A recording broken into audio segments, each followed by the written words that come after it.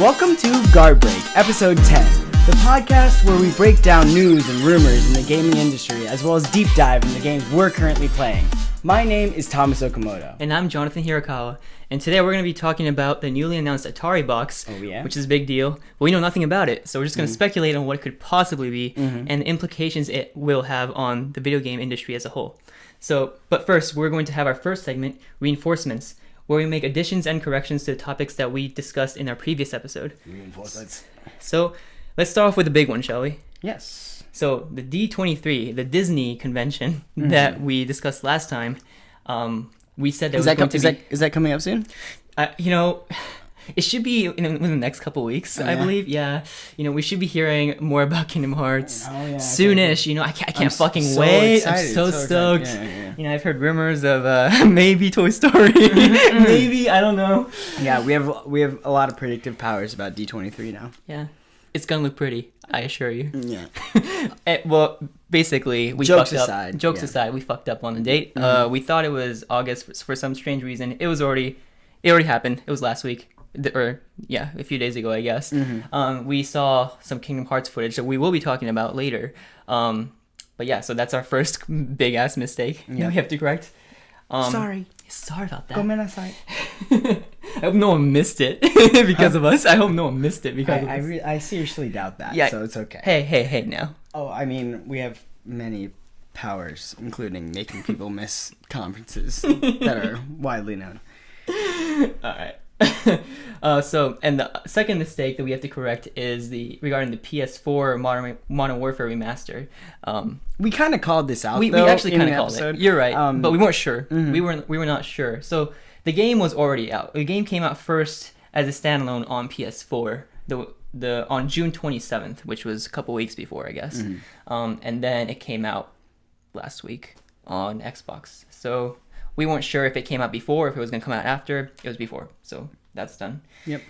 And then the last thing is my argument for Crash. So we had a segment where we talked about the games that we were playing, and I mentioned Crash Bandicoot, and I left out a very important point in support of Crash Bandicoot. It's that it's only $40 for 3 games.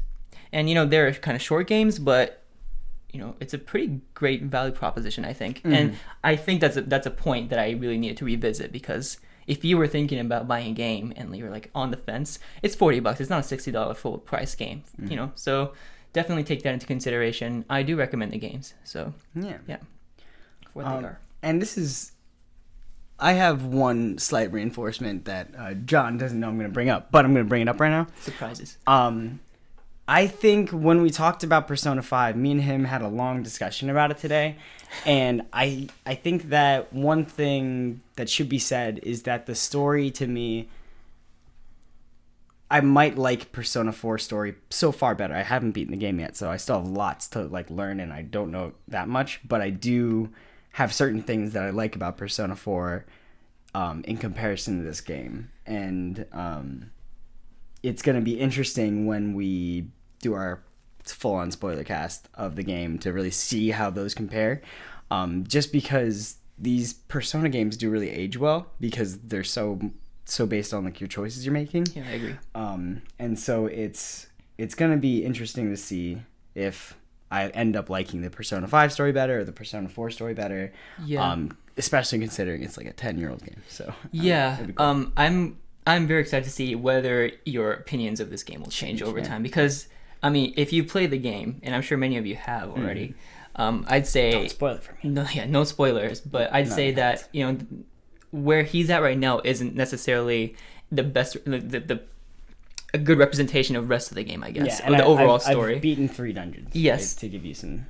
I would say that Persona 4 follows a similar rhythm, longer than Persona 5 does. And Persona 5 does change it up earlier. Yeah, so it's gonna happen soon.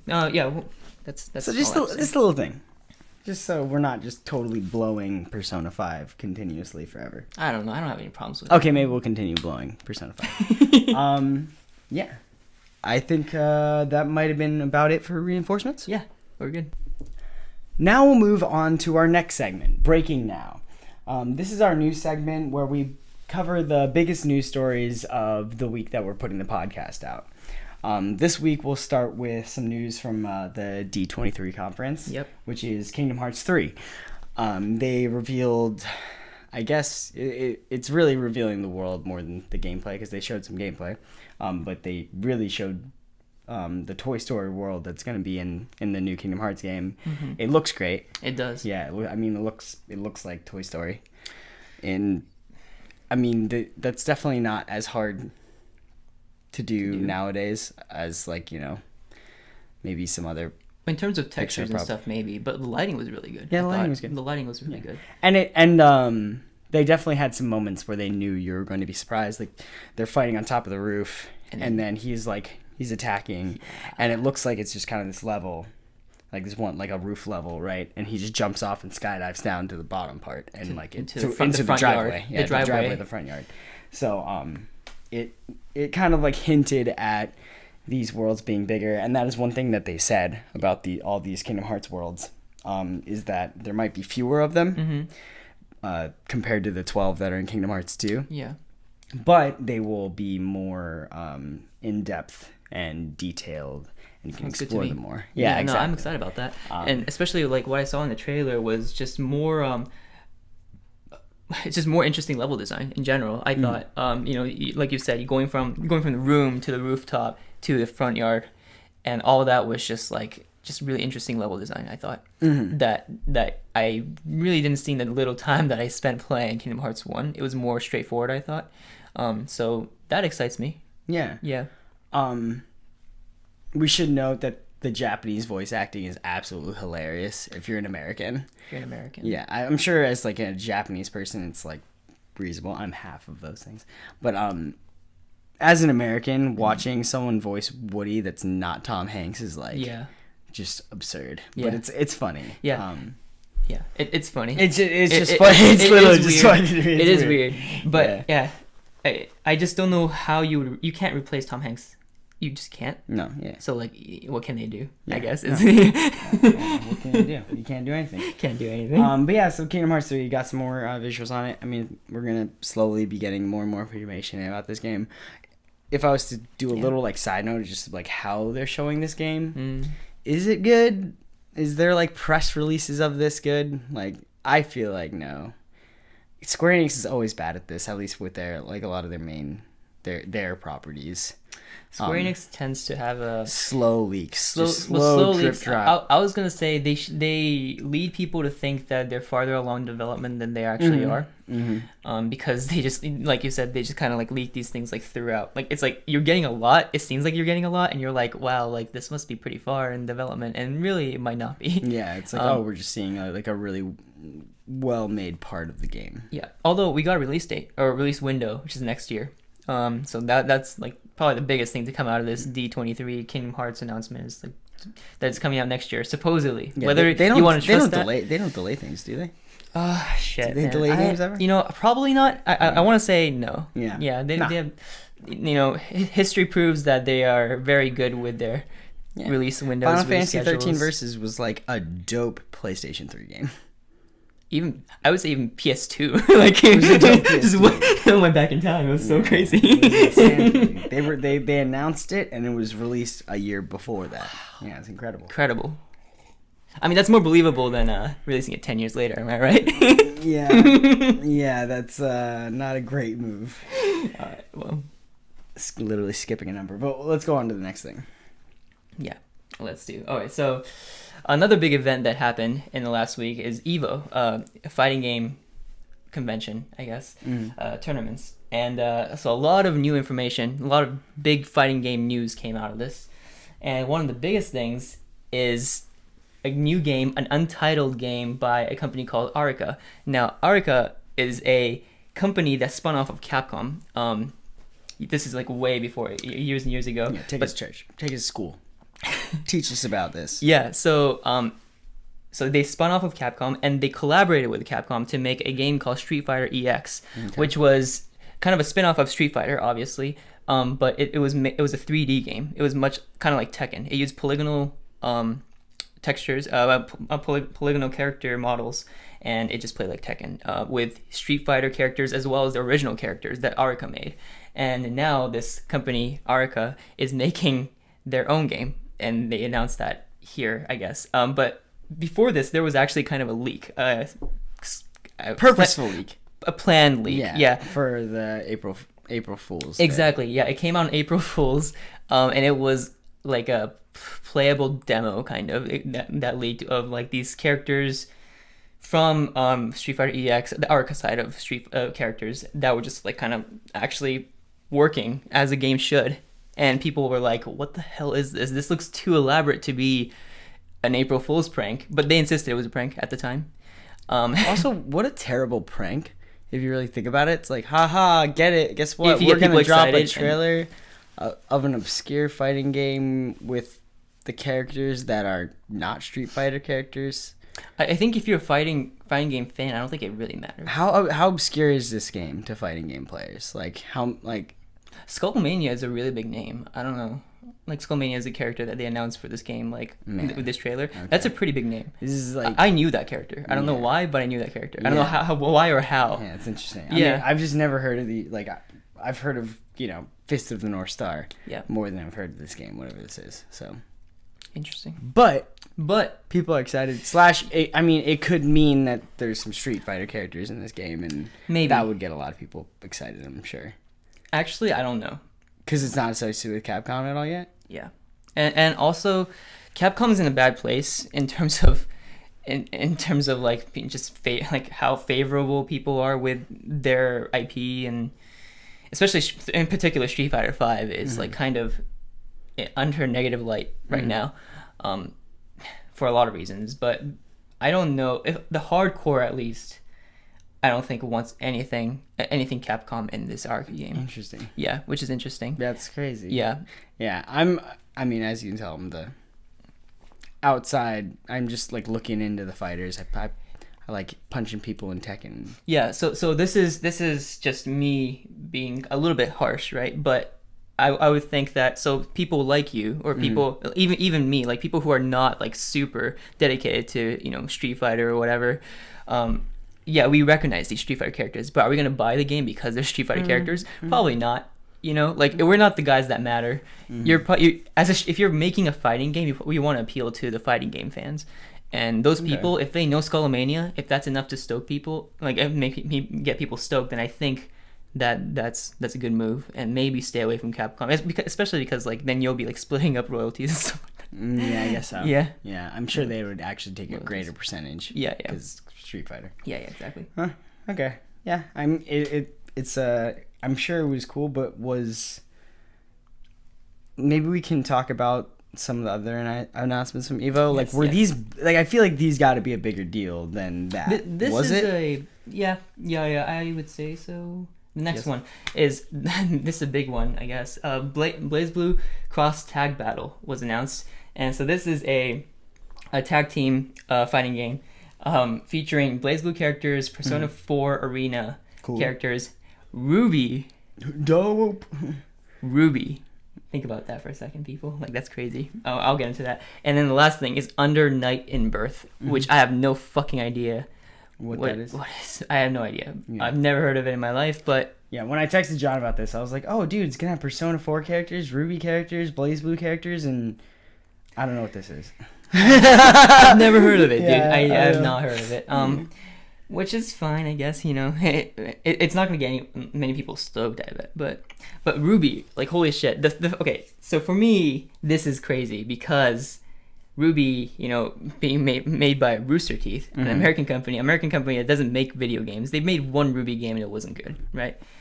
You're just a hater. No, I'm just kidding. I didn't play this game. Probably bad. Continue. No, it looks like shit, like awful. But so in my head canon, someone from Rooster Teeth flew to Japan and was like, so I heard you're making a tag team game, and so we have this property, an American property, but it's kind of anime style. We think that it would be a good fit in your fighting game with your Persona, Persona characters and BlazBlue characters. We like you to be. I mean, maybe like they're like, let's get 2 other things, and the first people to call them were Under Night and Birth People. I doubt it, dude. You know how many fucking anime companies are just like next door? Next door. Yeah. Yeah, I don't know. It's super weird. It's weird, Honest, but it's cool. You know, I'm open to this idea. I'm like freaked out by how weird this is, but also like this is cool. Like I want to see what Ruby looks like in Arc System Works' hands, I guess. I mean, but what I was surprised by is the fact that they're even working on another game because they're working on Dragon Ball 2. And I would think that all the resources would go to that, but maybe this Dragon Ball game is farther along than you think it is. Then this is true.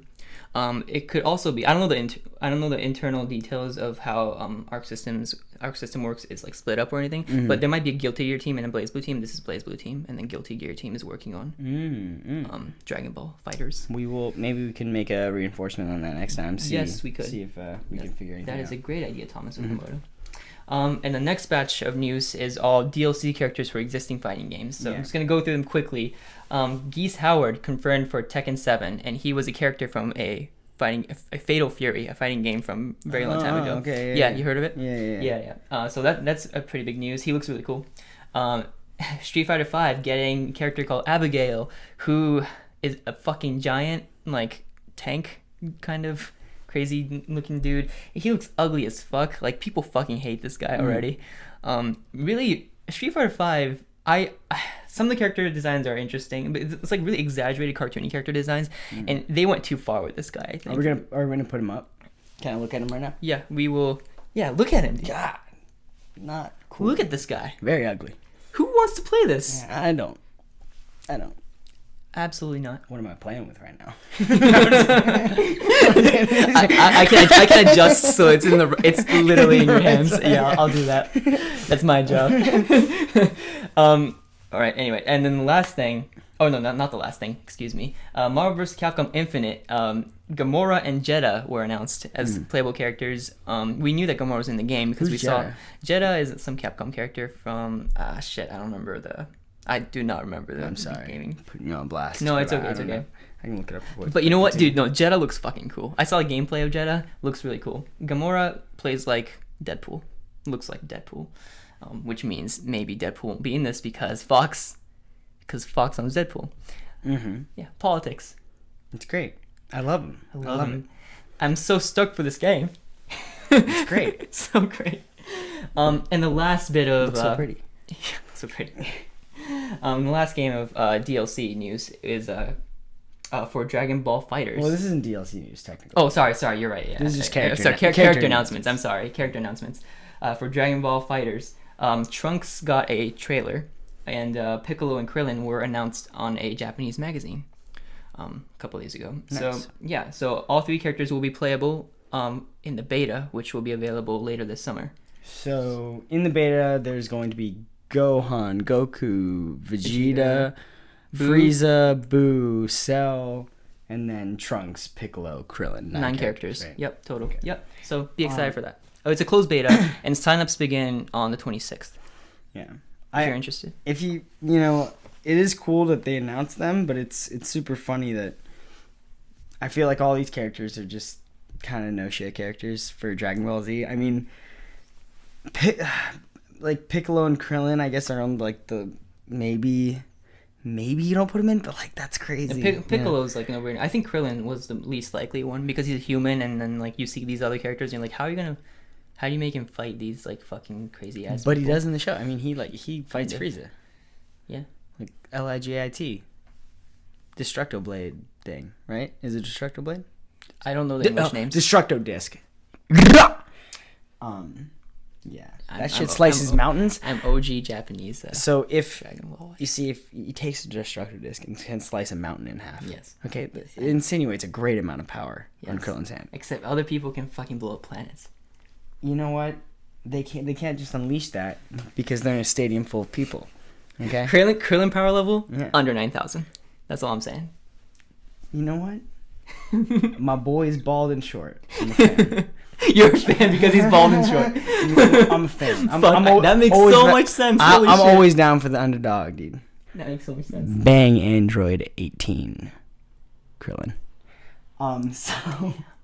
Rated R much? Christ. So the next news story is a bigger deal for me probably than you, because I'm kind of, I mean, you like BioWare games as well, but I'm like really into BioWare games. And the basically the Mass Effect series director, Casey Hudson, left like 3 years ago, I want to say, after Mass Effect, midway in development of Andromeda, after the fallout of Mass Effect 3. He was kind of the figurehead for talking about the ending of Mass Effect 3, so he kind of became famous for dealing with that. So I'm sure that was part of the reason why he left. He went to become a creative director at Microsoft Studios, and now he's returned to BioWare and is now the general manager. He got the job from someone else, but I don't have it in my notes, so it's okay. He's now taken over as general manager of BioWare, which is kind of exciting as a fan of all three of those Mass Effect games. It's really cool. Very cool. Is coming in mid-development of Anthem, I guess. So it'll be interesting to see if that like he has any impact. But he is really high up now. Like it's not like he's just like the director of game. He's like the general manager of BioWare as a whole, and they have lots of teams. Yeah. So cool. Yeah, hopefully he does some good work, and maybe this will mean good things for Mass Effect going forward. Yeah. Maybe. With Anthem coming out, it is like, it depends on how well Anthem does. If Anthem does really well, which it probably will. Andromeda did so, like, at least relatively poorly compared to the other games. It'd be really sad if we didn't get a Mass Effect game back in development for a little while. But hey, you know what? Maybe Anthem will be like really fun, and it'll get me into the whole Division Destiny kind of game, and I'll be like super obsessed with you, and we'll go do our missions and raids and such. You'll be super obsessed with me. That's what you said. Yeah, which he already is. With you, we will be obsessed together. Okay. Jeez. God, fucking Stannis. Sorry, over here. I had to corrected my fish. grammar. I had to fish for that. God, savage. Come on, I like being complimented. Okay. And so that's the end of this segment. Breaking now. I think we covered everything. But if not, I mean, feel free to leave a comment somewhere over there. So now moving on to our next segment, Out This Week. So starting out with July 18th, we have Yonder, the Cloudcatcher Chronicles, which we talked about last week. And we said that it looked a lot like Breath of the Wild, Zelda on the Switch. Exactly the same, right? It's currently sitting at a Metacritic score of 69. 69. 69. It's only 1 point lower than Zelda? Damn straight. Oh, is that... No, they had a 97, huh? 97, and this says a 96. Sorry, I'm a dyslexic. This is 96? Wait, what does it have? It's 69? 69. Oh, okay. Got it. Well, that's cool. Didn't see that coming. No, we both thought that Yonder was going to like... I mean, Yonder's our boy. Yonder is our boy. He's sick, dude. Our Triforce hero. We're going to have, Batman right here. Yonder. We don't even know if Yonder's a character. Come on, it's gotta be. Oh, maybe it's just like you're gonna go over Yonder. You're gonna go over Yonder. Oh, we don't fucking know anything about this game. Yeah, it's just starring a green guy. Yeah, he's starring a little green guy. But it's only on 6 reviews though, so it's not like it's getting. To be fair, it's not like it's getting blasted by like everyone. It's just not being reviewed that much. Yeah. Or it's just the beginning of a horrible death. Yeah, it's just like 69, 65, 61, 49. We'll see. Big drop. We'll see. Yeah. Next we have Orcs Must Die. Also, still same day, July 18th. Orcs Must Die Unchained on PS4. Yeah. So this is a horror mode kind of game. Horror mode from Gears of War. But with like you're building like traps to fend off hordes of orcs, right? Yeah, you're basically setting up an area, defending it with your friends as three player co-op, right? Yeah, and it's basically like just waves of monsters come through. There's been a bunch of these games and they're relatively popular. Yeah, I just never played them. Yeah, me neither. So, but hey, that's coming out. Next we have Archangel for the PSVR. We watched the gameplay for this, right? Yes. So this is the mech game. You're like in a mech and you're like just like it looks like it's on rails. You're just shooting stuff. Oh yeah. And What do you think of it? It's not good looking. No, Although it with all VR games, you have to play them, I guess. And I haven't played many. I've only experienced like the cell phone VR, if anything. So yeah. So having played the Vive recently, I can say that yes, you don't really know what the game is going to be like until you actually put those headsets on. It's a very different experience. But as a trailer, it just looked really bad. Horrible fucking trailer. We can read the trailer, right? Yeah. Horrible. Yeah. Fucking okay. So there's this part, right, where the guy's in the mech and he's fucking blowing up a bridge, right, with like soldiers on it, and we see the soldiers kind of collapse in a really like not even like a good animation, but they just kind of collapse and freeze in midair. Like bridge falls, but the soldiers just kind of stay in there. And I thought to myself like, so some guy, right, was capturing footage to show off the game and was like, this is it. This is going to sell this game. Like, did you see that bridge blow up? I don't care about like the guys that are still on the bridge, even though the bridge is not there. Like, did you see how it fell apart? Did you see? Wow. So I mean, jokes aside, this game, it just looks like an on rails shooter that,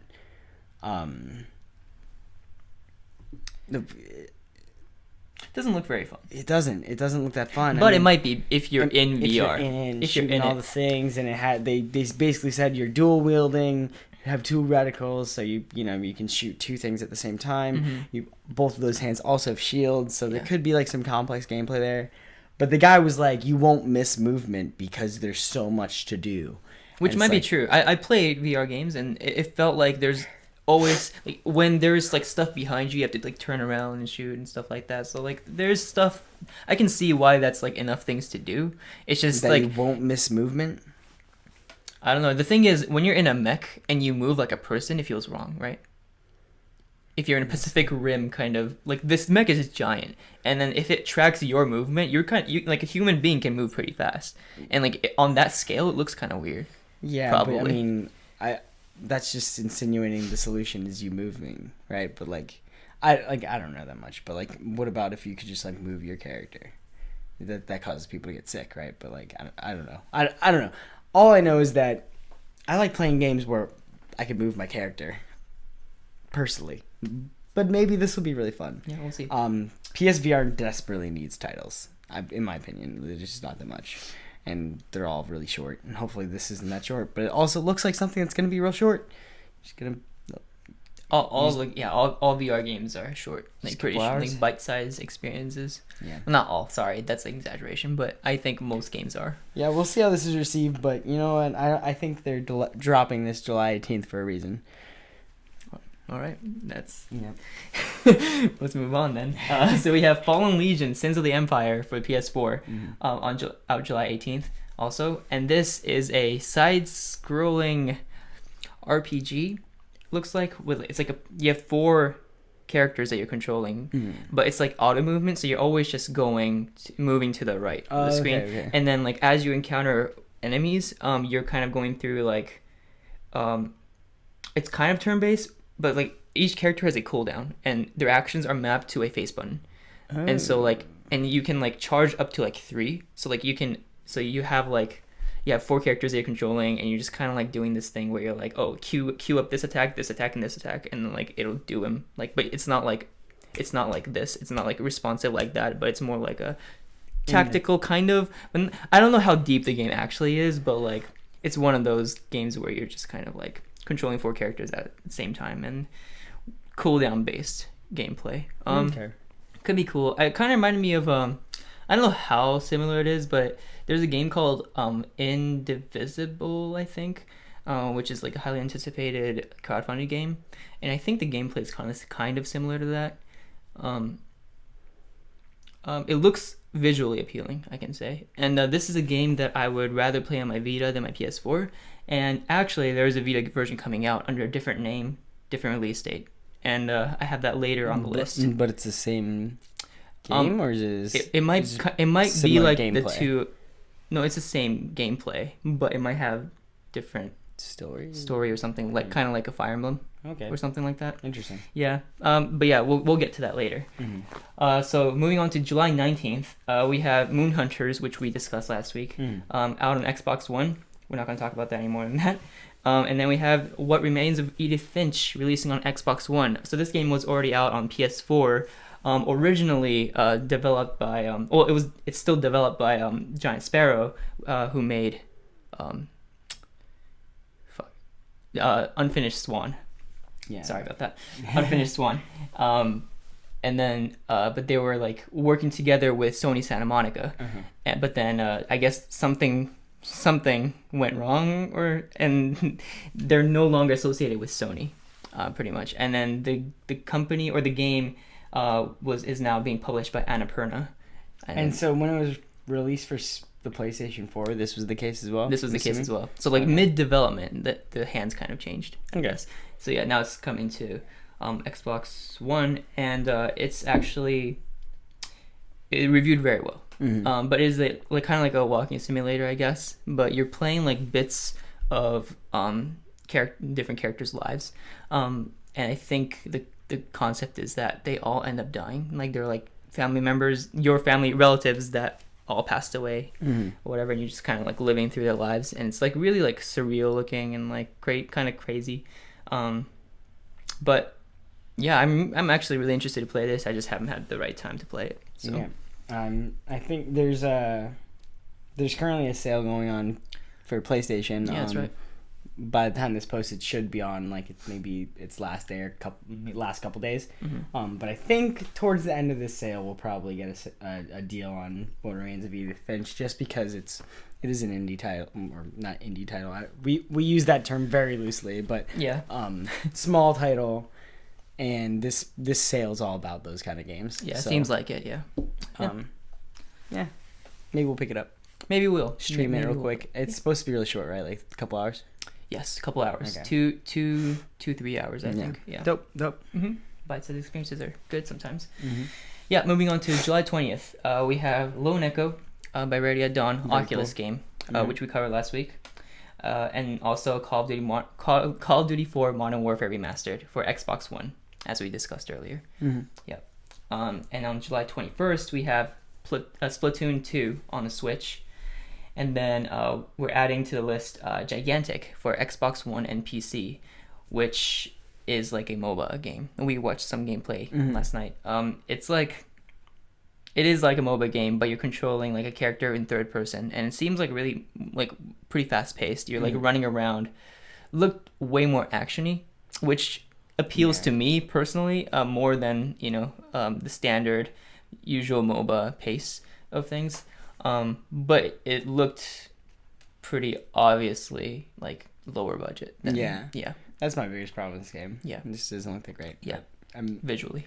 Yeah. But we'll see how it does. Yeah, the chances of either of us getting into MOBA, or I guess for me, MOBA again, is very, very low, because LOL almost ruined my life. Yeah, Jonathan had a dark LOL phase. You could actually see, I think you could see the needle marks on his arms at some point. Tracks. Lots of tracks. Big mistakes were made. Huge. But, he's better than that now. He's playing not LOL games, so that's good. Can I talk about the next game? Because yes. I used to be like a pretty big Epic fanboy, but I'm not so much anymore. Not really because of any choice of my own. They just don't output that many games.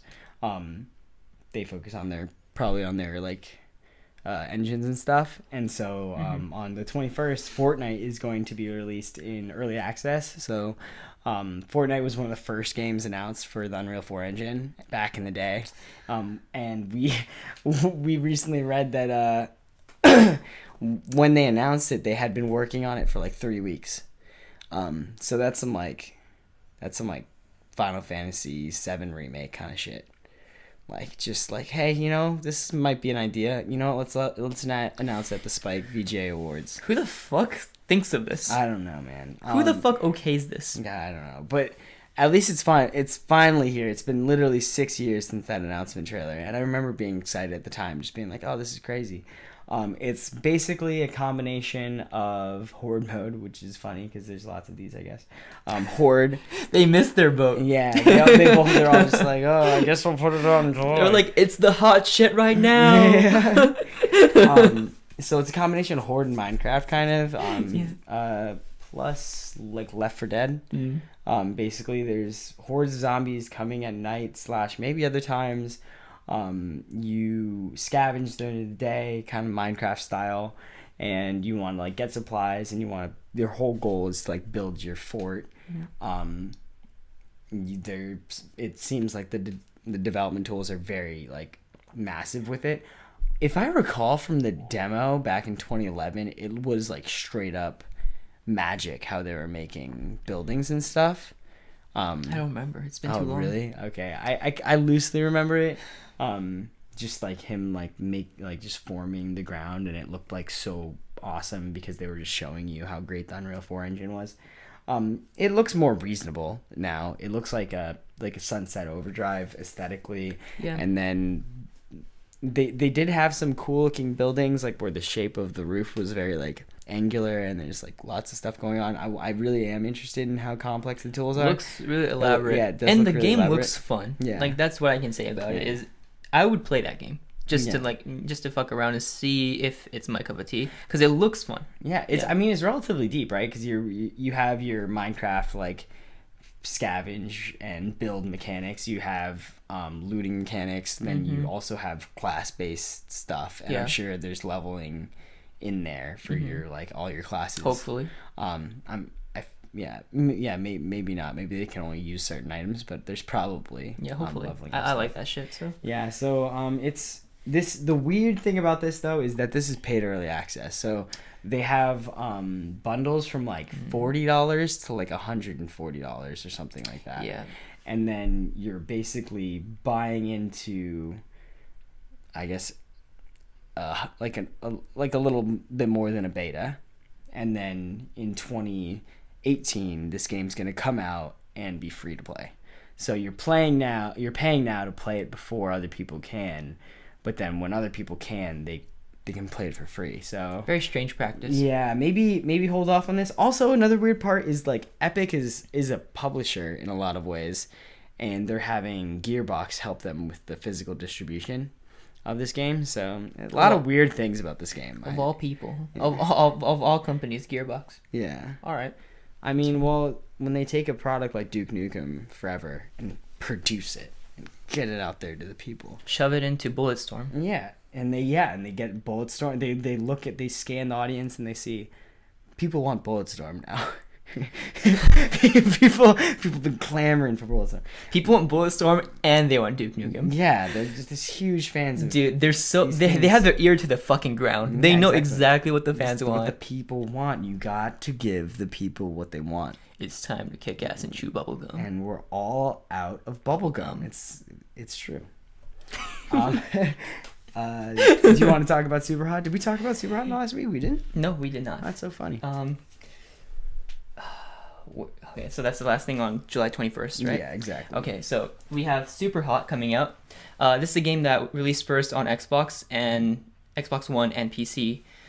Finally coming to PlayStation 4 and PSVR. And I actually played this game, so I can talk about it. I played Superhot VR on the Vive, and holy shit, is it fun. Yeah. This game, this is such a funny thing, because when the game was announced, I don't think VR was like a big thing or anything like that, but this game is like, the concept is so perfect for VR. It's almost like the VR came first and then the normal game came out, but it's actually the other way around. It's kind of like crazy to think about, but like it's a game where you're like loaded into a level, and then a bunch of guys just come in and start like shooting or like coming at you with knives and shit, but time only moves when you move, right? So then you're just kind of like weaving through bullets, and you're like, you see someone shoot, and you just kind of stop and think about where you need to go next, and you kind of sidestep the bullet, and like, you know, you look at the ground and you're like, oh shit, like there's a pistol right there. So you kind of like reach down like this, pick up the gun, and then you shoot. It's like really cool, like how this game works, and just perfect for VR, right? Like it was already fun on controllers supposedly, but in VR this game is fucking perfect. So I highly recommend it. For PSVR owners, definitely pick this game up. I think I feel like when we were talking about PSVR, when it was coming out, when when we were comparing to Vive, Oculus, all that stuff. Yeah. Power was always something that came up. Yeah. Does this game play differently on the PSVR/Vive? I was going to say that I think this game specifically wouldn't have too big of a difference in terms of performance. This is just my guess, but because the graphical style is so minimal, it's like still good looking, but like it's very clean, minimal style. There's no like textures loading or anything like that. Not really. It's just I would think that PSVR can handle this fine. Okay. Yeah. Dope. Yep. So, hey, it's just a guess, but yeah. Pull out that PSVR. Take out Batman. Definitely take out Batman. Also, you should have been playing Persona, so Batman shouldn't have still been in your PS4. But whatever. Mistakes. All right, so next we have on July 25th, coming out is Fallen Legion again, but this time with the subtitle Flames of Rebellion. And Fun. Yeah, fun. This is the Vita version of the game that we talked about earlier, so we're not going to talk about it too much more. But yeah, this is the one that we were talking about. And next we have Fate Extella, the Umbral Star, coming out for the Switch. And this is based on the Fate series. It's an anime, right? Or I guess before that it was a visual novel. Thank you. That's the word I was looking for. Visual novel series adapted into an anime. Fate Zero is one of our favorites. It's such a great, intense anime. Yeah, super well made. Super well made. And I highly recommend it. But yeah, this game is based on the characters from the Fate series, but it is a Musou game, a Dynasty Warriors kind of game where you're just hacking and slashing through hundreds and hundreds of enemies, and kind of it's funny, monotonously. That doesn't even really fit in with the Fate. No, it really doesn't. Story, yeah. It really doesn't. You're right. Although there's probably a version, like some storyline where that's happening in like the other realm or whatever, where like the heroes come from or whatever. Okay. I feel like I've seen that in something. Okay. But I'm not that. But when you're summoned on Earth, yeah, you're fighting the other heroes. The fight for the Holy Grail is like seemingly the interesting / Yeah. main thing of Fate. It's nothing about the Holy Grail, it seems like, in this particular game. Yeah. So yeah, we're not too big of a fan of that kind of gameplay, right? I mean, so they've got the Fire Emblem Heroes game. They got this Musou game coming out in the next couple days.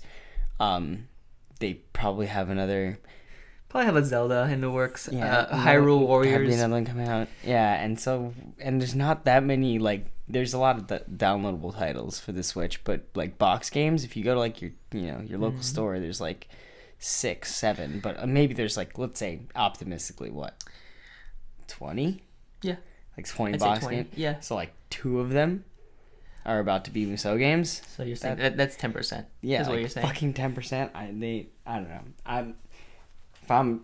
I'm definitely avoiding this if I'm a Switch fan. I don't want to send the message that there are definitely games Musous. I'm way more interested in over this one. Yeah. Even though I'm a Fate, I love Fate. It's just the gameplay just doesn't do it for me. I played the One Piece games and they're fine for like a little bit. Yeah, right? yeah, exactly. If you're into the IP that the Musou is about, that can bring you in. But fuck, man, like these games are so.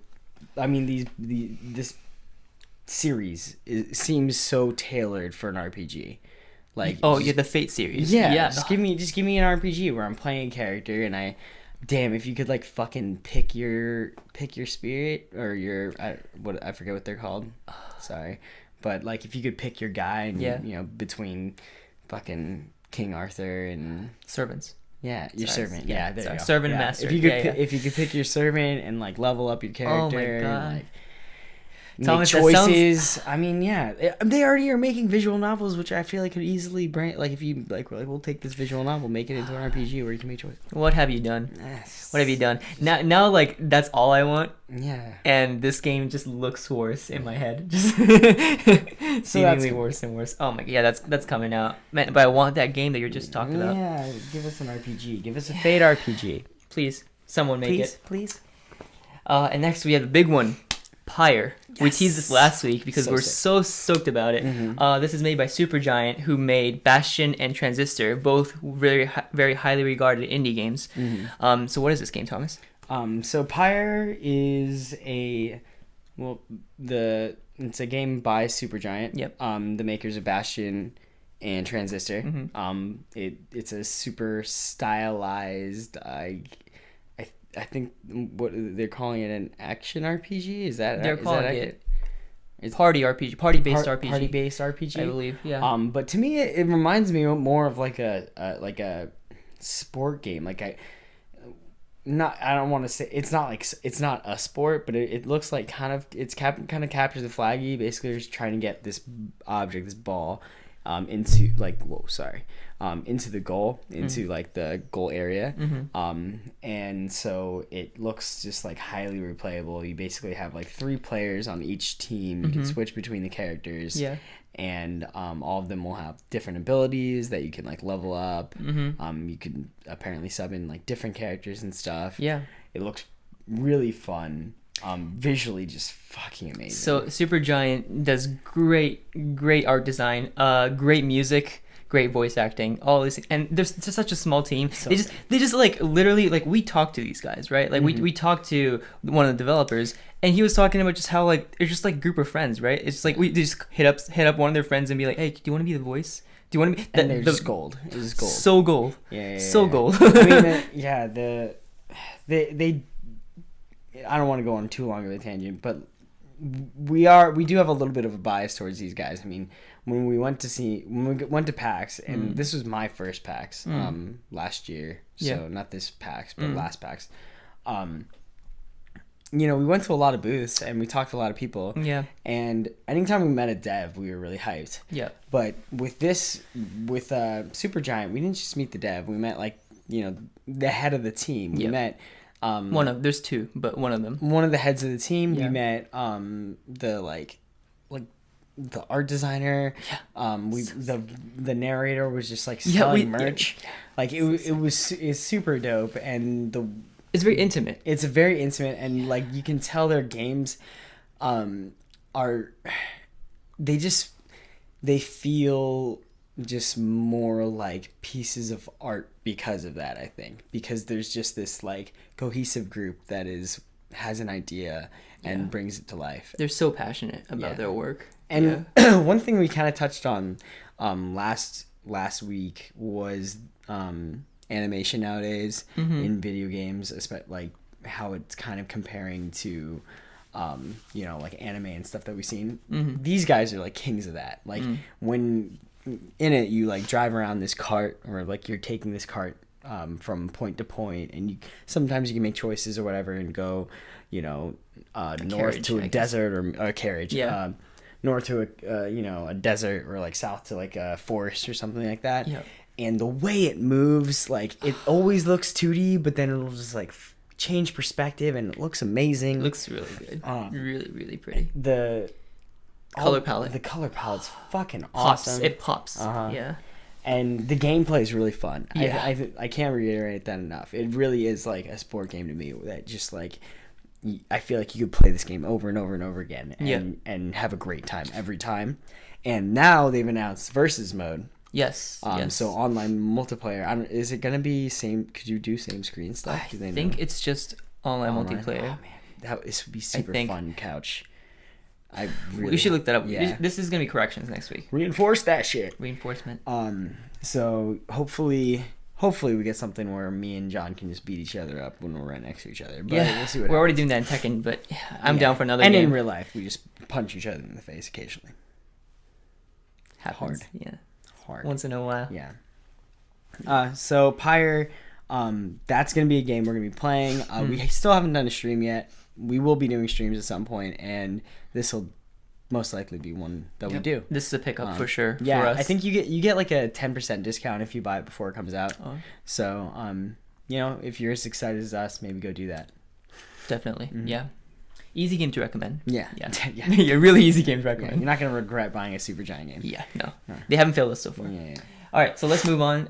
We have also July 25th coming out is Aven Colony. I think that's how you say the name. Aven Colony. Avon Colony. Avon. So that's coming out on PS4, Xbox One, and PC. Okay. And it is a SimCity civilization-like kind of game, where you're building like colonies in space. So like you're going to like uninhabited planets or seemingly uninhabited planets and like realizing a colony there. But you have to face the weather, like the harsh conditions there, as well as some extraterrestrial opposition, I guess.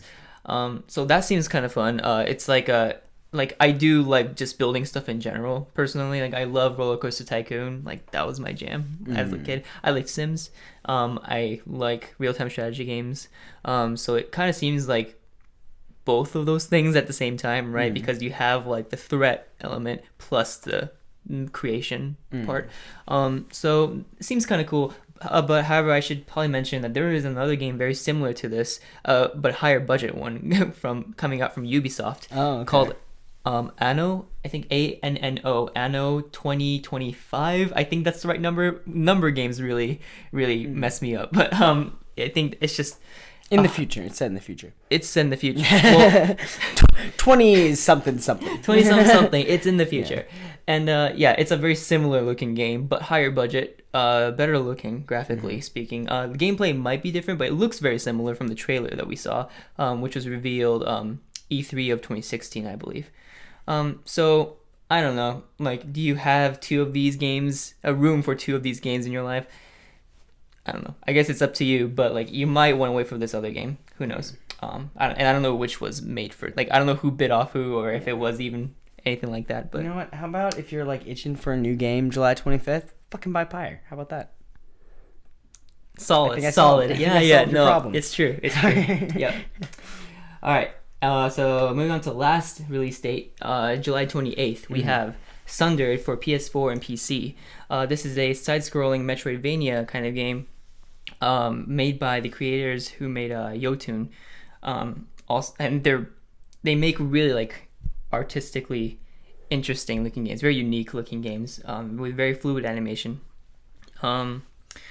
This game, for a side-scrolling Metroidvania kind of game, it is very like zoomed out, like camera-wise, and because they do it that way, they can actually throw a lot more enemies at you at a very quick speed, and your character is kind of like way more nimble and agile, just like moving around the screen. You have a gun that where you fire, you kind of like boost backwards, so you can like escape threat that way, as well as like delete opposition. Lawbreakers-esque. Yeah, that's yeah. Yeah, that's a good point. I should probably talk about that at some point because I played the beta a little bit. Anyway, I digress. So it's a very fast-paced Metroidvania game, it looks like, with very pretty graphics. That's what I got out from it. It looks good, so just check it out, I think. It might be worth it. If you're not burned out by all the the waves and waves of side scrollers that we get these days. I would say also price point. I mean, we don't have that in front of us right now, but I mean, if you there's a sale going on right now for PlayStation. Yeah. Like we said, there's a lot of these games that have aged a little bit. Maybe you can hop into one of those for a lot cheaper than Sundered new, and then you can just wait for that. It'll go on sale, You're right. The thing is, like, side scrollers age very well because, like, I mean, you're not gonna feel that the game is old because it's 2 years older. You know what I mean? Like, you're not gonna feel that. So, yeah, you could just wait for this game, buy something else because like you said, there's a sale going on. So. Yeah, exactly. Yep, and the last game we're going to be talking about coming out also on the 28th is Namco Museum for the Nintendo Switch. This is a collection of Namco games, Namco classics such as Pac-Man, Galaga, Splatterhouse, Rolling Thunder, Sky Kid, and Tank Force. So if you're into that kind of stuff, if you're nostalgic for any of these games, maybe you're interested. For me personally, if I had a Switch, I'd be buying, there are other games I'd be more interested in probably. Yeah. I wouldn't burn money on a Namco collection like ever. Really. I can't. Yeah. I mean, maybe like a bunch of Pac-Mans, but I'm not into Galaga Splatterhouse. Yeah. Outside of this amazing reboot, the 360 Splatter. I'm just kidding. I'm not interested in Namco games, so don't need the collection on my Switch. They belong in a museum, as Indiana Jones would say. Ooh. That's harsh. Well, that concludes our segment. Yeah. So yeah. Out now. Yeah, out now.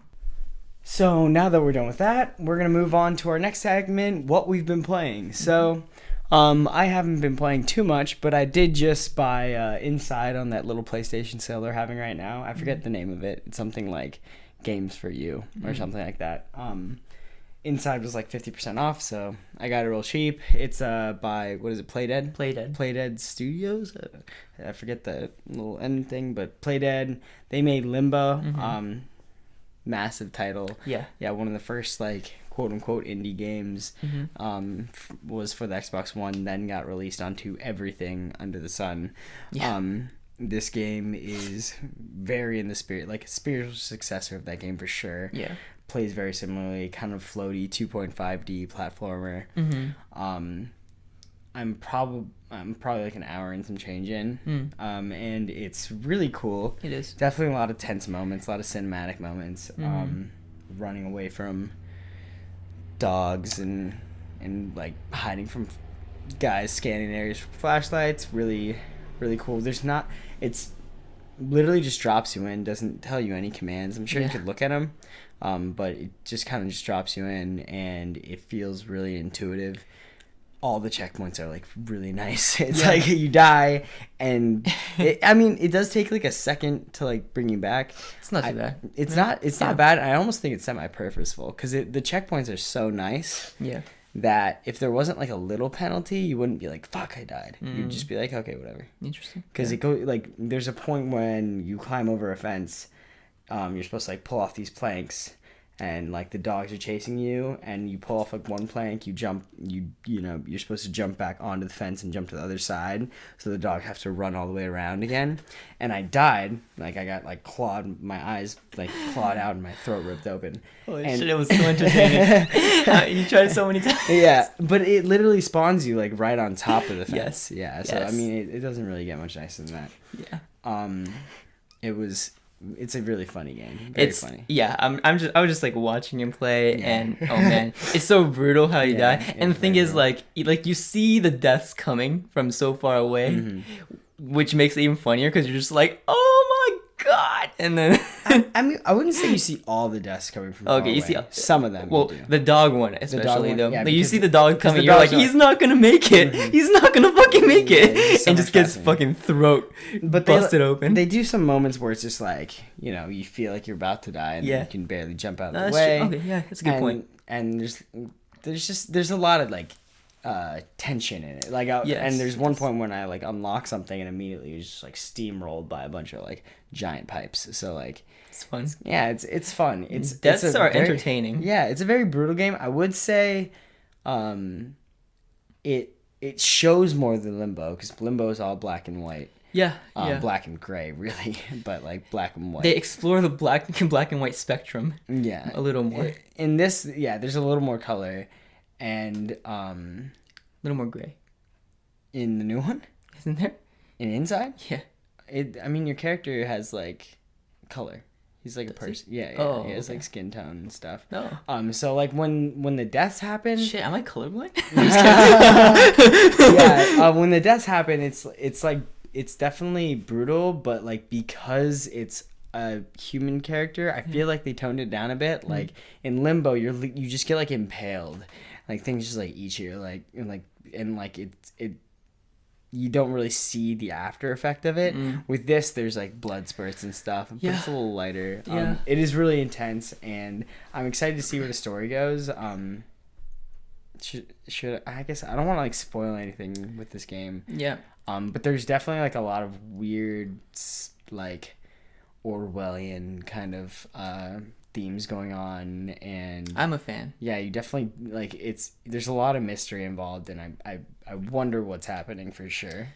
And I'm sure I'll beat it within the next like day. And I want to be there and like just watch you play through the whole thing, because the world is just so intriguing. It's really pretty. Atmosphere is great. Love it. I really like what I'm watching. All I've heard is great things about this game so far. I would say that like little overblown. I mean, don't I feel like a lot of indie games kind of get that way, where if you hear about it being so fucking great, then once you experience it, you might be a little let down. I'm not like let down per se. Gone Home wasn't that for you. Yeah, I like Gone Home. Neither was Journey. Yeah, neither was Journey. What's a good example of that statement? Good example of a game that gets a lot of praise and I didn't enjoy it as much because of it. I can't think of something off the top of my head, but I'm like almost certain that there's examples. Like, okay, for me, like I liked, like it happens very rarely for me personally. I think like I like Bastion, which was very very much praised. I like Limbo, their previous game, a lot. I think it lived up to expectations. I see. I would put Limbo in that category. Oh yeah. Yeah, because did you play it at the time though? Yeah. Oh, you did. Yeah, or I download. It was like I bought it maybe like a couple years later. Yeah, I got it as part of the Humble Bundle package. I know that, but I think I had a copy before then too. It didn't like blow me away, and I wasn't like obsessed with it or anything. I really like Limbo. Yeah. So yeah. I would put Braid in there too. I wasn't like. Interesting. I really enjoyed it. I probably put like 4 hours, 5 hours into it, but I wasn't like obsessed with it or anything. But maybe I'm just not into like 2D side scrollers. I was just about to say, like, the fact that you thought Limbo was also a little bit overblown. Yeah. Like, maybe you were bound to not like this game as much either. Oh, I would say the opposite, because I was just like, I went in thinking like, I'll be playing another Limbo kind of deal, and it is like a Limbo kind of deal, but it just flows better than Limbo in my opinion. There's less like, it's funny because he's laughing because I like, I die like a lot, but I die a lot in all games. I'm just like throwing shit at the wall, see if it works. But like with this game, I did feel like the flow was a little better. Like, there's not like a puzzle that you're like, what do I do here, and how do I figure this out? Like you kind of just, it might take you like 2 or 3 tries, but most things so far have been pretty intuitive. Not that they're like necessarily easy, like you feel smart when you finish something, but they lead you pretty well. Yeah, I see. Well, so I mean, this game's what came out last year, August, something like that. Yeah. So it's been out for a while, but hey, $10, not bad. It looks like it's worth $10 for sure. Yeah. So what have I been playing? Well, I've been playing this little game called Yakuza 0 for probably, I want to say 3 or 4 hours I've put into this game. I'm a little torn on it, to be honest with you. I think, I don't know what kind of expectations I had. Well, this game was really well received when it came out in January, I want to say, or maybe February. I forgot which. I think it's January. But people often say that this is the best Yakuza game to date, right? And that still might be true. The last Yakuza game I played was Yakuza 3, and I loved that game. I absolutely loved it. From everything, from the world to even the combat, to just the activities, various activities you can do, the story, all those things I really loved about it. I think Yakuza 0 feels old. It feels like a PS3 game, and that is holding it back for me a little bit. The story is super intriguing. I'm really, really into the story.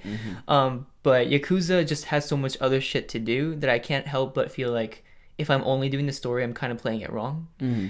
So I try these like side quests and stuff like that. And while I think the narrative of these side stories is pretty good, and the payoff and all that, it's like really interesting stuff and funny and like charming or whatever. The fact that it's all kind of text based, and like, there's no like facial motion capture or anything like that. It feels just kind of archaic, and the way your character controls and stuff like that feels like way more heavier and not organic and stuff like that. It's a very, you probably know what I mean when I say that. Yeah. The Yakuza games are heavy. Yeah. Little things are just like preventing me from enjoying it as much as I would like to.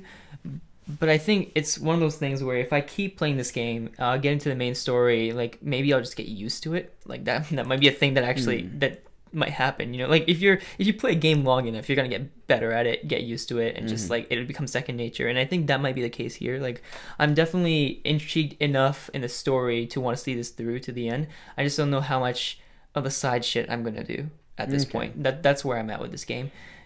So like you wouldn't say that this game is like a step back from other Yakuza No, games, definitely right? no. It's definitely not. It's a step forward. I think it is a step forward. And it's a great entry point for newcomers because it is a prequel to the first game. Yeah, I hopped in at Yakuza 3. Yep. And there was already lots of the story that I didn't understand. Yeah, So exactly. it would have been nice if there was like a 0. Yeah. So yeah. No, I don't know. I just wish the combat was a little bit more modern, but then that's what Yakuza 6 is gonna do, right? It's gonna be new engine, and just like look prettier, feel better, all of that. So like, I guess I'm looking forward to that more now that I'm playing this. But this might be a necessary step to fill in the gap of knowledge for me in terms of the story, and so I will get through it because. Do you think it's gonna like help in terms of going to like 6? Yakuza 6? You'd think that it would be a big jump, but maybe the foundation is good enough. Like, You'll have like a base knowledge of the characters. of who they are, because I just think that if Sega is like planning this, right? Really, what's going to release in the US and whatever. So they planned out Yakuza 0 will release here, the Yakuza 1 remake will release, and then Yakuza 6. I think that they're probably taking this into account. The fact that these games are enough to set up, to give you enough knowledge for 6, to enjoy 6 to some capacity, right? Okay. I would imagine that they know what they're doing with that. Otherwise, I don't know. It feels like a really weird move to skip 2 through 5 and have it just like leave a huge gap, knowledge gap in all of your fan base. And I don't know, right? It feels kind of weird. Should we maybe clarify like just like how Yakuza plays and stuff for people that are? Oh, that's a great point. Yeah, shit. That's where I should have started. My bad, guys. Yeah. No, it's all good. It's in some ways like GTA, but not really. Not really. I think that's easy. That's what a lot of people describe it as. But then it leads you to think that it's a sandbox game, which it isn't. There is no like. You're not like driving around the world. It's not that. It's not a massive city you're driving around in. It's not like. I don't know. You're not shooting like rocket launchers at random people, pedestrians, and stuff like that. You're playing a character, a Yakuza character in this place called Kamurocho in Tokyo, and you're on foot most of the time, walking, and it's kind of limited in what you can do as you're like walking around in the world. And lots of hand-to-hand combat versus GTA. Exactly, lots of hand-to-hand combat. So like once you engage in battle, you go into the battle mode, where you're kind of like, I mean, for Western audiences, I guess the most similar game would be Sleeping Dogs, right? Made by United Front. Yeah. I'm tempted to say it's less fluid. Oh yeah, because Sleeping Dogs is like a cross between Yakuza and like Batman. Yeah, exactly. Yeah, I feel like it's less fluid. But Yakuza has environmental kills and stuff. That's something different than, or I mean, Batman has some, but like Sleeping Dogs has environmental kills. Yeah, right? So like Yakuza, I feel like Yakuza kind of has more depth in that way though, grabbing stuff around you, using it to fight with. Yeah. You can like fill up your meter as you're fighting people, and then do like unleash like special moves using the environment, or just like unleash like just random moves that you learn from interacting with various people, learning from different teachers, stuff like that. So like there's like depth like that, there, and it is fun. I just think it feels a bit old for my taste. A lot of the GTA comparisons also come from the fact that it's like set in a city, and you can do a lot of things in the city. Like you can, there's little like there's batting cages, and there's like fishing, and you can do all these activities. Yeah, bowling, stuff like that. That's true. I think the interesting thing about this particular game is that it's set in the 80s, late 80s. Late 80s Tokyo is in Japan. like economy was, boom, the bubble. Shrooms were legal in the 80s. Is that true? Yeah. In Japan? Yeah. Holy shit. Yeah, you can just buy them. You can just buy some shrooms. Man, that explains a lot.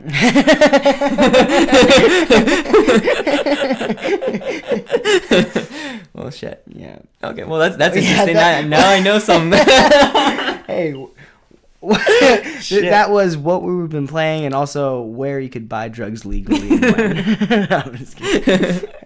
So yeah, let's move on to our topic of the show. So mentioned earlier that the new Atari box was announced. Yes. Yeah, which is supposed to be like a mini console inspired by the Atari 2600. Yeah. Right. So I mean, what do you think of it? What do you make of this announcement? Well, they haven't said too much about it. Well, let's just go over the facts. Yeah, right? sure. So the facts about this box, made by Atari. Mm-hmm. Okay. We have the look of it. There's two versions, one with like wood, one with like black and red. And then, or it's not all wood, it's like black and like a fake wood. Yeah. Just like the old Ataris. And then a black and red version. Both look really sleek. Mm-hmm. They all have an HDMI port, 4 USB ports, Yep. and something else. SD card support. SD card support. Yep. So, that's all we really know. It also apparently has an Ethernet port. Oh, Ethernet port, and like I saw some audio jack stuff. Okay. So, yeah, it looks like it. It's a thing. It's a thing. box. It's a thing. So and they say that it'll play classic and current games. Yeah, exactly. They had a little statement. Maybe we should just read it, right? Yeah. So they said, as you can guess, the ports suggest modern internal specs.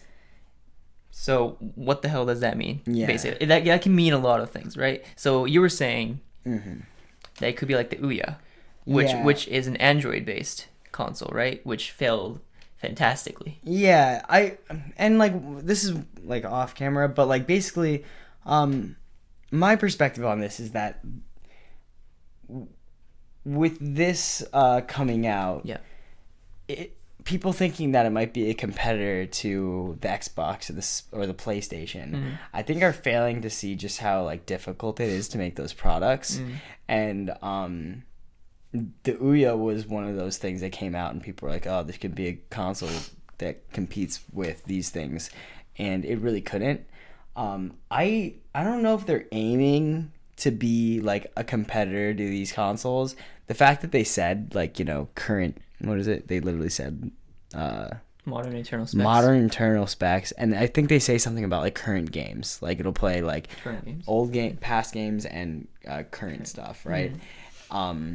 They're trying to insinuate that it's this like it's a device that is like kind of powerful, but we did some research, dug into Atari, and Atari they've made very, very, very little. They have a really like the last like 10 years have not been kind to Atari. Well, first of all, it's not the original Atari anymore. Yeah. Atari went bankrupt in 2013. Yeah. So this is just some other company taking the mantle of Atari. Yeah. Making this game, and I don't know what you can infer from that, but this group that makes Atari in 2013 was reported to have 10 employees. 10 employees. This many employees. That's an indie studio, guys. Yeah. That's probably smaller than fucking Supergiant. Yeah. And they haven't made anything since, right? They haven't made anything of substance since. So like, how can we expect them to make a console? But maybe I feel like the more intellectually stimulating thing to do is to, for a second, put that aside. Right. Okay, so let's put that aside and just pretend that they are going to put out like a device that could run. Let's say it's like Switch level of power or something like that. Like like a relatively powerful console. It's a modern console. Sure. And it can run. Now this is where it gets tricky. Is it going to run its own proprietary set of games? Is it going to run is it going to be like Steam Boxy where it can run Steam games? It's gonna be like Steam Box. You think it's going to be like that? Okay, so like or Android. No, I'm just kidding. And that's definitely on the table too. On the table too. Yeah. I mean, okay, I mean, we see fucking Android games on like fucking PS4 too. Yeah, that's true. Yeah. Ports of them at least. Yeah. Yeah, that's true. That's like the darkest timeline. Darkest timeline right there. Maybe even second darkest timeline. Yeah. Like the darkest one being like it's like an Atari console that like just plays Atari based games, but then they can't get that off the ground at all, so it's really just like this box. But I think the second darkest timeline, Android, it runs Android games. They put out like a bunch of Atari Android games that you can download. Having an SD card slot is so interesting because I'm like, are they going to make physical games that you can buy put in the SD card slot, or is that just going to be storage? It'll probably just be storage, right? Yeah. That's like imagine. that's like the Wii and the a lot of Nintendo consoles just use like an SD card for like internal memory. That's very limiting though. Like really, really limiting. Yeah. I just don't see this competing. I think this would be so fun if it was like they come in and they're competing with Sony. They're competing with Xbox because they could totally throw a wrench into the game. They could provide some kind of service that these guys aren't. Maybe they could like work with I mean, actually, could they throw a wrench in things? No. They couldn't. Huh? So I don't think so. I think that even if they do make a current console, that they would have a very hard time carving out their own niche. Yeah. It's even with just 3 companies competing with Nintendo, Sony, and Microsoft, Nintendo had to kind of do its own thing. Yeah. Because there's too much competition. Although, I mean, it's like devil's advocate. I mean, like they did like they gained success doing that. Like, you know, the DS was very successful, the Wii was very successful, and both of these were like quote unquote gimmick consoles, right? The DS became less of that, the Wii probably became more of that, and they both achieved like a lot of success, so that made them think like, what is gonna set our console apart? Yeah. We have the IP that people want. We also now need to make them want to buy this new console generation, right? Yeah. Yeah. But I don't know. Okay, well, here's one positive thing. It looks sleek. It looks nice. yeah, it does look It looks nice, and it looks like it looks like a powerful machine. It could be. And I think one of the reports said they're using like PC components, right? So that's such an abstract. That is a very vague term. thing. Yeah, it's true. Yeah, but it looks legit, and that's. I mean, we only got a picture and some words, so like, as far as we know, like this is. I mean, it could be awesome, you know. I agree with you in terms of what you said about like the resources, the lack thereof. They have nothing. They have nothing. Yeah. They haven't done anything in like gaming in a while, and it's not even the original Atari. So like, there's a lot of fucking things to consider. I agree with all those things, but the way I saw it and the way, the reason why I felt like it wasn't so outrageous to consider the possibility of them producing a modern kind of console is that like they can't be that stupid, right? Like that's what I thought. Atari can't be that stupid. No, okay, so here's the thing, right? So Atari, that name has no weight anymore in households. They do not. They just don't in the video game space. So if you're looking at like, I don't know, if you're looking at Nintendo consoles, the NES Mini and the SNES Mini, right? And then you're looking at like what, like, oh, those are so successful, so let's do that.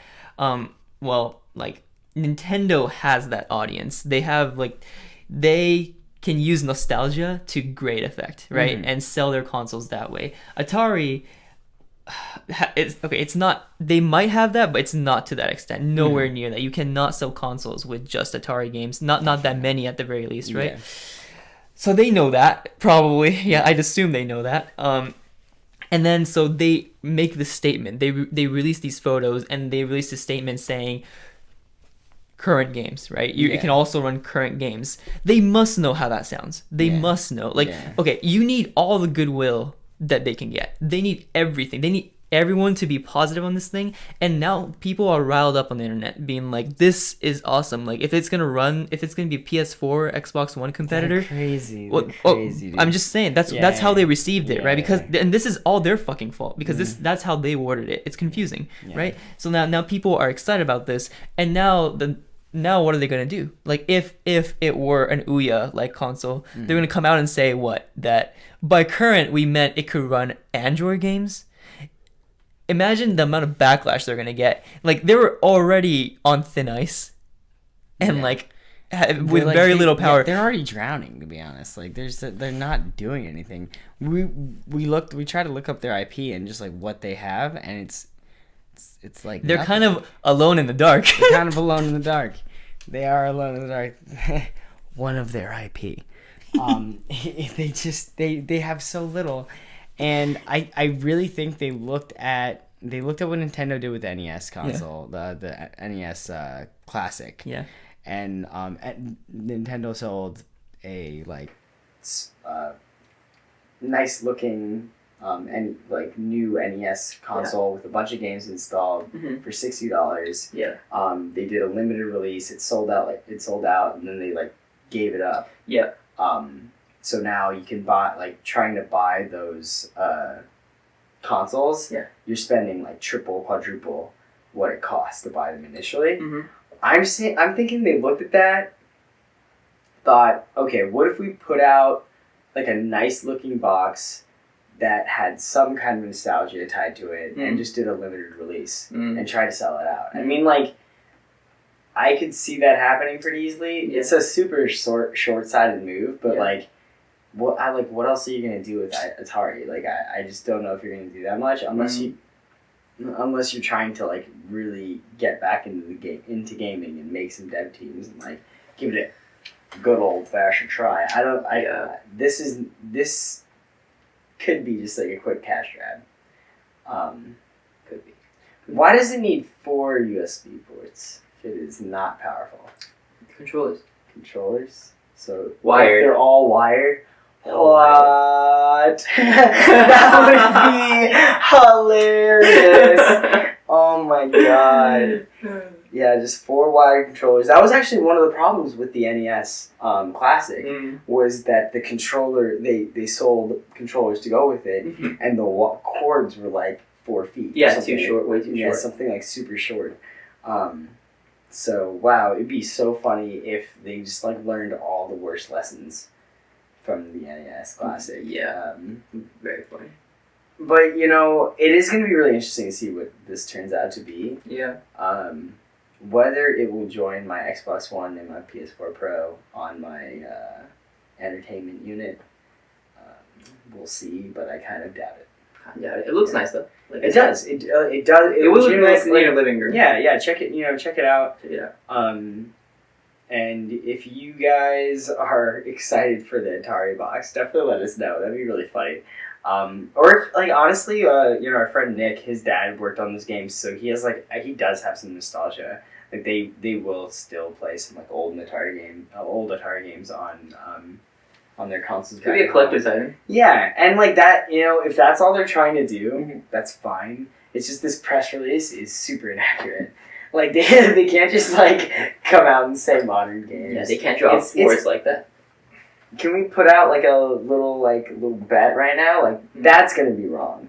It's gonna be wrong. It's just gonna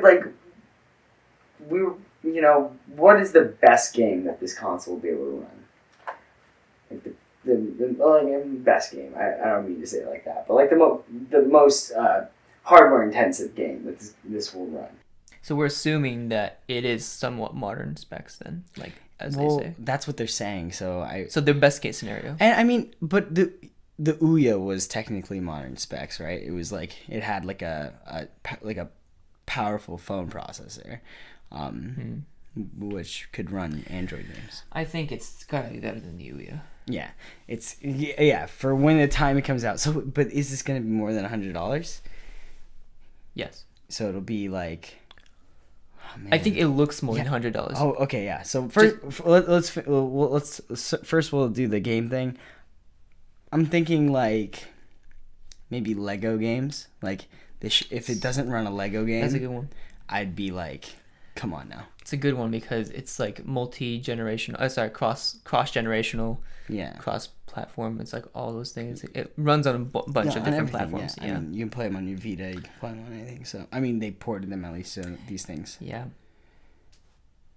Similar game that I was thinking about was Telltale games, but like they run like literally, like even If iPhones. you can't play a If you Telltale can't play game Telltale on a game, time, come on now. Don't even release your console. Don't do even do it. Come on. But price point. So now we can talk a little bit about that. I mean, if this is over 200, no way. Like, no one's gonna be buying an Atari console for over $200. If I just think it's a hard sell regardless. yeah, if it's over $200, then you're saying it's too expensive. But then maybe it'll have the specs that you need. But then. No, okay, so here's how I see it. my God. Here's how I see it. If it's expensive, it's Yeah. gonna have specs matching the price, right? Probably.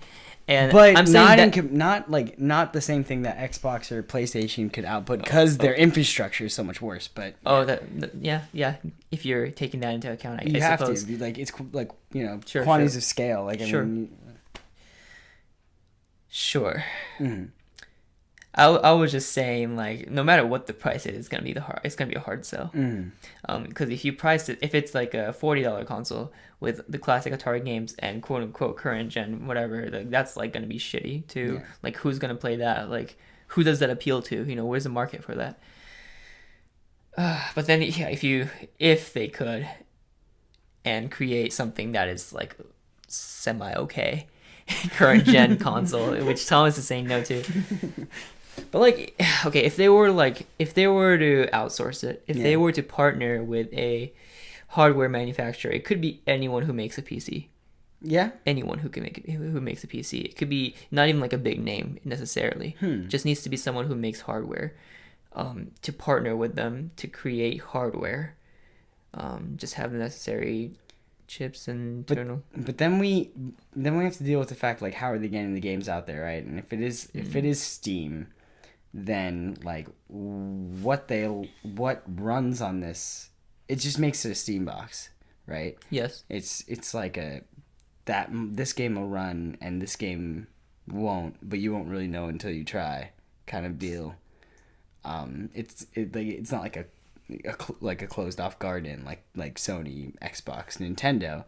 If it is like Sony, Xbox, Nintendo, and it's closed off, and like the games that run on Atari are made for this Atari box, that includes all sorts of new costs and like difficulties and getting developers on board, and I don't see that succeeding that well either. Okay, let me just flip the view a little bit, Okay. right? Okay. What if it is a Steam box with the Atari aesthetic and classic games that comes with it? It comes so, like, with them. Okay, yeah. so it's So like like if you are someone who was interested in the Steam box, but was like, there's not a good looking one, but this looks fucking awesome, like stylish as fuck, like retro, like fucking sleek as hell looking machine, which also has classic games as a bonus maybe. How do you feel about that? I don't know. I feel like that might be a better way of looking at it. Yeah. If you were to do like a Steam, like if we're hypothetically, if they're doing the Steam based platform, that might be an easier sell. Yeah, I mean, especially if like you could like stream games from your like PC and there's like low latency or something like that. Like, there's ways to make this like a functional device. Yes. I just think the more likely thing is what I already said, which is putting it out and being like, we're doing a limited release and people like this is for the fans of Atari, and then because it's limited, people feel like they have to buy it. That's the most likely scenario. I think. I definitely think that. Probably what they're going for, and if that's all it is, it's kind of sad. And this was kind of a silly reveal. Yeah, in my opinion. No, that's what I'm saying. It's foolish. That's why I want to think that they're smarter than this, because this is we know how this is gonna end. If you know it's all false, if it's all just fucking like just PR talk, just like, oh, we can do current games. Yeah, current games. Yeah, it's like, oh, this is gonna be great and for your brand. And just to be clear, like they are tight-lipped on specs right now. Yes. Like we're speculating a lot because they have not put out anything. Yeah, that's right. To tell us what it is. So, that can be okay. Yeah. But like, you know, sometimes they keep things close to the chest because they want to show you and be like, "Bow." Yeah. But I really don't feel like this is gonna be one of the situations where they come out and they're like, "Wow, this like Again, if this thing's more powerful than Switch or even as powerful, I'm impressed." Yeah, I'd be impressed too, to be honest. Yeah. Yeah. So. Yeah, I guess one thing that I wanted to just touch on, is that if this were any other company, I would be like saying you need exclusives. You need exclusive games to sell your console, right? But we know that they can't do that because they literally went bankrupt. Where's the talent, right? Their team's probably disbanded. Everyone got laid off, right? Yeah, I like of these 10 people that were working at Atari in 2020, like none of them are software developers. Probably, exactly. Yeah, that's. Oh, God. It's true. So like, yeah, if you, so that's why the Steam thing makes the most sense to me, right? Because if you can't sell your console with exclusive games, you just do this, just carve yourself into like a little niche into this thing, this series of hardware called Steam boxes that this other company has already established, and it's not doing well, but like it's a thing that exists. You think that would be like part of the announcement though? Like even the fact that like it runs Steam, like dude, a lot of things should have been part of the announcement, and it wasn't part of the announcement. So I don't fucking know, man. Yeah. So okay, let's just go like conclusive gut feeling on this. For me, pretty negative, because I don't believe in Atari to put out a product that I think is quality. Yeah, it looks cool, and like I hope it does well. Yes. But yeah, I'm very, very cautious about this. I wouldn't be pre-ordering for sure. Yeah, neither. I mean, we can't be pre-ordering because we don't know the price. Yeah. And we can't speculate on really much without knowing the price either. You know, because like, yeah, if we knew the price point, it's like, oh, this is like a collector's item, or like we know it's, oh, this is an NES Mini situation, or like, but we don't know any of that. We just can't know. But I do agree with you that that's probably the most likely scenario. Me being optimistic says that it's going to be like the Steam box, and the sell is that it's, well, look, you know, we're gonna kind of tug on your nostalgia strings and be like, hey, like, do you want an Atari console? Like look at this thing. Like, yeah, it can run all the Steam games, like no problem. Like most of the Steam. I don't think it's gonna run all the Steam games, but like, it's a functional Steam box with the Atari twist. And I feel like if you are at all interested in buying a Steam box, like, and this is like a very limited edition item, it might be a cool thing to have. Yeah. But not too many people interested in buying Steam boxes, so we'll see. They're carving a niche in a niche. Yeah, that's what they're doing. Yeah, I think that's stabbing at nothing. That is. But you know, I think we talked enough about Atari. I think we talked maybe more than everyone in the world is. No, I'm just kidding. No, a lot of people are talking about this Atari box.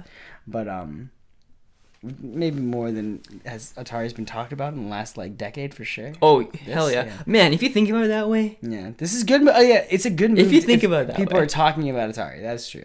PR stunt. Yeah, it could be a good PR stunt. Maybe, you know, if they're like trying to build some teams to make some small games, like if they see like, man, this is kind of a different route, but like if they do see like their old games, they're like, you know, there were some properties here that have value. Yeah, we don't want to be hopping back in like the AAA space, making Alone in the Dark reboot again or something like that. Maybe they want to make some smaller titles that they can release on their Atari and also put on the other systems, and then this is a way to like kind of market them and get them back in the light. Hey, you know, okay, but maybe hire more than 10 fucking people to make anything, to do something, you know.